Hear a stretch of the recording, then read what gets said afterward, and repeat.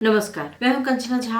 आप देख रहे हैं हिमालय टीवी यूट्यूब चैनल और आज मैं एक खास विषय पे आप सभी से बातचीत करने वाली हूं। खास करके ये नवंबर महीना जो आने वाला है 2024 का, इसमें अमेरिका में राष्ट्रपति पद के लिए चुनाव होना है। जो बाइडेन ने अपनी शारीरिक अवस्था को देखते हुए घोषणा कर दिया कि मैं राष्ट्रपति पद के लिए अपना नाम नहीं दूंगा। हालांकि ये सच है कि वो पहले राष्ट्रपति की उम्मीदवारी के लिए अपना नाम देना चाहते थे। वो चाहते थे कि एक बार फिर वो राष्ट्रपति बने, लेकिन जब वो मंच पे जाकर बोलने लगे अपने बारे में, अपने कार्यकाल के बारे में, उन्होंने क्या क्या किया अपने देश के लिए, या फिर जब निर्णय लेने की बात होती थी, जब चलने की बात होती थी, जब सक्रियता बढ़ने की बात होती थी, एक राष्ट्रपति का जो अहम भूमिका होती है, उसके लिए उन्होंने अपने आप को शारीरिक रूप से फिट नहीं समझा।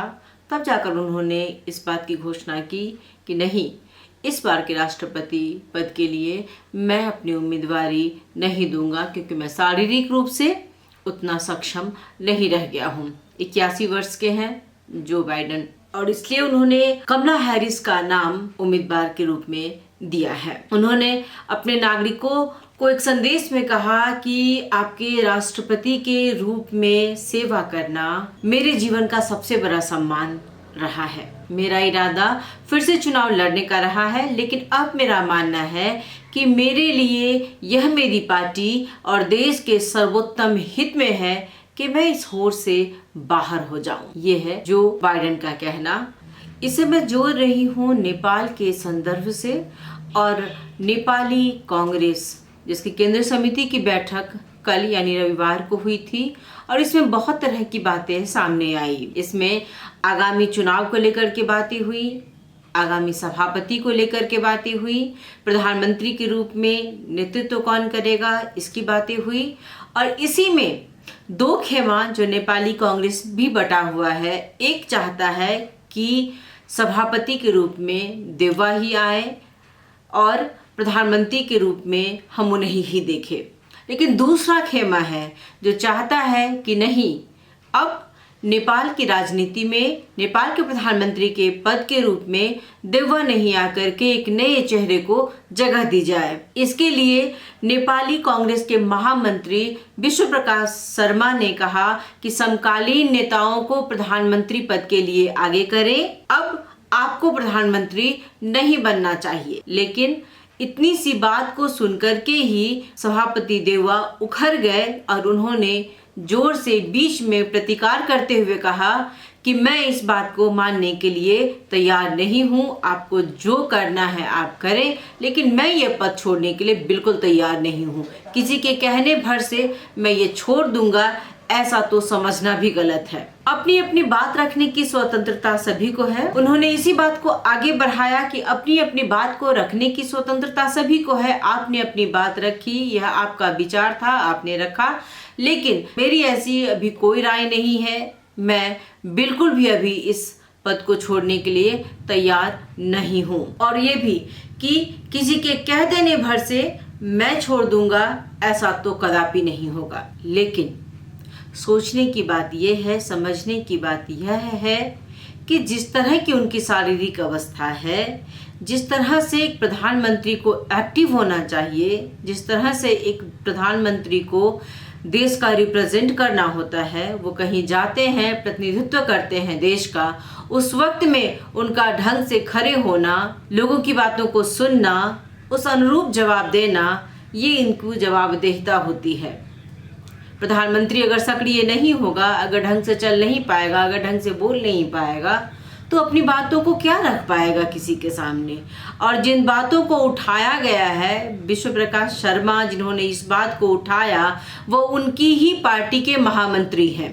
यानी आपकी ही पार्टी के लोग नहीं चाहते हैं कि आप सभापति के पद पे रहें, आप प्रधानमंत्री के रूप में आए। और जो कुछ भी, ये तो उनकी बात हुई, और टूडी खेल में जो कुछ भी उस दिन हुआ था, इसका तो स्पष्ट उदाहरण है कि आप जनता भी आपको उतना ज़्यादा पसंद नहीं करती है।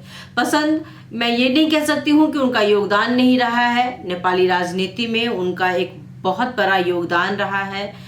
उनके योगदान को देखते ही लोगों ने उन्हें बार बार अपना नेता चुना है। बार बार उन्हें प्रधानमंत्री के पद पर पहुंचाया है, लेकिन जब आप सक्षम नहीं हैं तब इस पद को जरूर छोड़ें। दूसरी बात कि लोगों के मन में यह भी आ रही है कि यहाँ जो भी नेतागण हैं, जो भी खास करके जो राष्ट्रपति पद या प्रधानमंत्री के पद पर बैठते हैं, वो अपना इलाज करवाने के लिए बैठते हैं। उन्हें जनता से कोई मायने मतलब नहीं है। जनता क्या चाहती है, जनता क्या चाहती है, उसने पहले ही बता दिया है अपनी बातों को।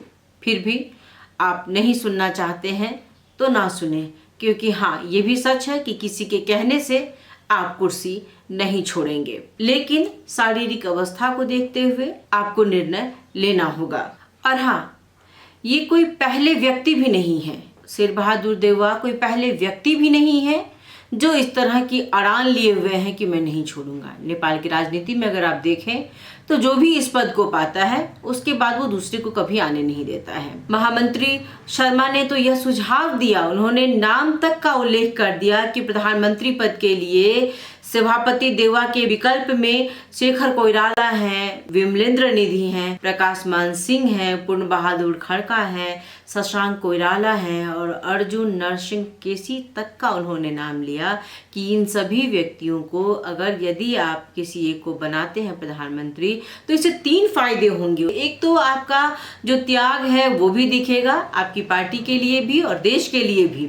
दूसरा कि आपके समकालीन जो नेता हैं वो भी आपकी कद्र करेंगे कि आपने उन्हें स्वीकार किया है। और तीसरा, आप 5 बार प्रधानमंत्री बन चुके हैं, आपको जितना काम करना था देश के लिए, अपने लिए, देश की जनता के लिए आप कर चुके हैं, किसी और को मौका देना।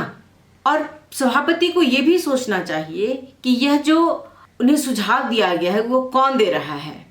ये सड़क पर चलता हुआ कोई व्यक्ति नहीं दे रहा है या पान की दुकान पर खड़ा कोई व्यक्ति नहीं दे रहा है, यह उनके ही महामंत्री दे रहे हैं। अगर कोई सड़क का व्यक्ति कहता भी तो वो नहीं मानते या वो मानने के लिए उनका मानना भी ज़रूरी नहीं है, लेकिन उनके ही दल के नेता कह रहे हैं कि अब आप किसी और को आगे आने दें। आपको याद होगा कुछ वर्ष पहले जब लुम्बिनी में भारतीय प्रधानमंत्री मोदी आए थे, उस वक्त का चेहरा या उस वक्त की जो उनकी अवस्था थी वो आप सबके जहन में भी होगा।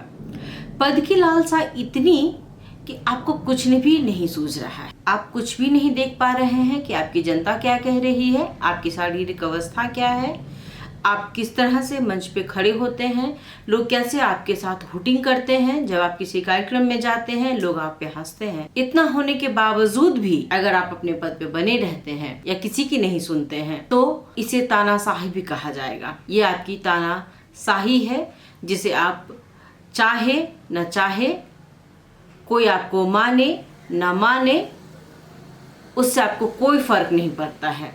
आप किसी के दबाव में पद का त्याग न करें, आप विचार करें कि क्यों आपको कहा जा रहा है। आप अपनी पार्टी के हित को देखें। जो बाइडेन ने जो कहा कि मेरा मानना है कि मेरे लिए यह मेरी पार्टी और मेरा देश पहली प्राथमिकता रखती है, मैं अपने देश के प्रति समर्पित रहूं, मैं यही चाहता हूं और इसलिए मैं इस होड़ से बाहर निकल रहा हूं। आप भी अपने देश, अपनी जनता के प्रति सोचें, विचार करें। आपको यह कार्यक्रम कैसा लगता है?